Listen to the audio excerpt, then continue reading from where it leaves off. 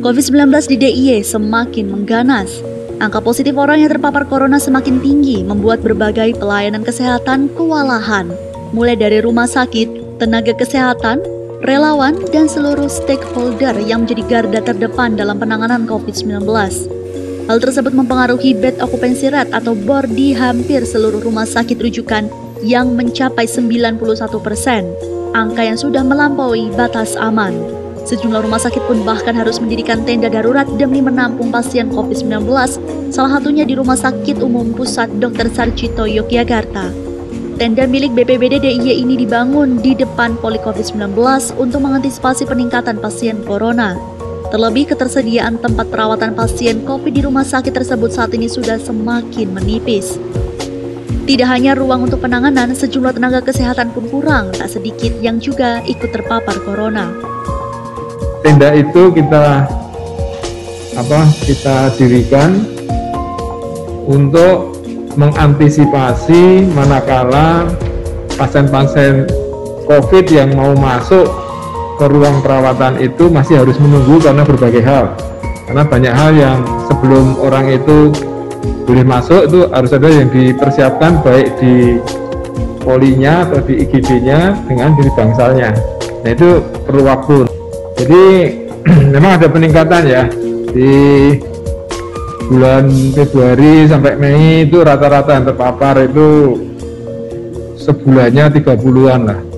Sekarang ini di bulan Juni ini SDM kita yang terpapar itu 204 orang itu 185 orang itu isoman di rumah, 15 orang itu isoman di fasilitas rumah sakit, jadi dia isoman tapi di rumah sakit, dan yang 4 itu dirawat inap karena kondisinya berat.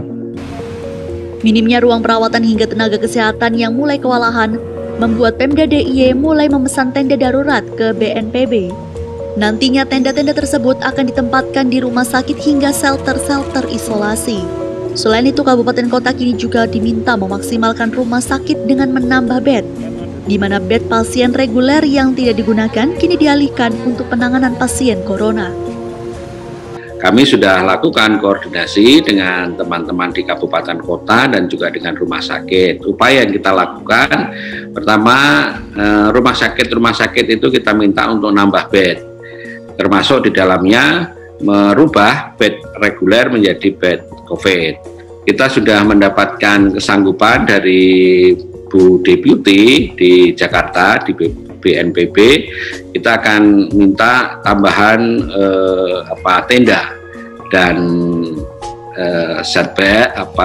bed yang nanti bisa kita pasang di rumah sakit yang ada.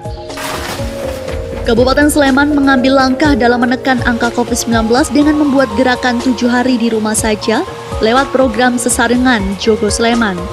Gerakan yang dibuat oleh Bupati Sleman Kustini Sri Purnomo ini meminta masyarakat untuk menahan diri dari segala aktivitas yang tidak terlalu mendesak atau berpotensi menimbulkan kerumunan. Saya menghimbau warga Sleman untuk tetap di rumah saja. Jika harus beraktivitas di luar, tetap patuhi protokol kesehatan.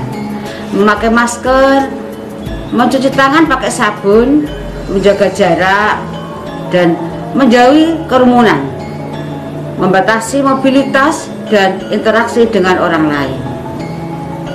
COVID-19 nyata adanya. Kepedulian kita kunci bersama karena keselamatan jiwa sesama. Dan akhirnya pemerintah pusat mengambil langkah tegas.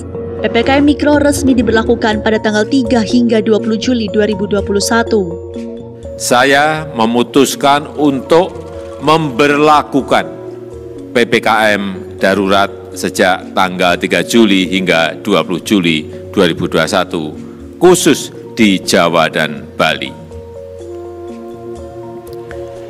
PPKM darurat ini akan meliputi pembatasan aktivitas masyarakat yang lebih ketat daripada yang selama ini sudah berlaku. Sementara itu, Pemda DIY mengikuti arahan yang disampaikan oleh Presiden Joko Widodo. agar pelaksanaan PPKM Mikro ini dapat benar-benar berjalan efektif. Gubernur DIY Sri Sultan Hamengkubuwono X mengatakan, PPKM darurat akan menjadi aturan untuk mengatur mobilitas masyarakat. Sultan kembali meminta masyarakat untuk tidak egois dan selalu taat pada protokol kesehatan, serta tidak melakukan aktivitas jika tidak terlalu mendesak.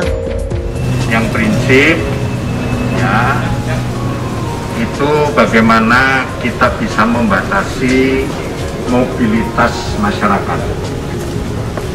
Ya.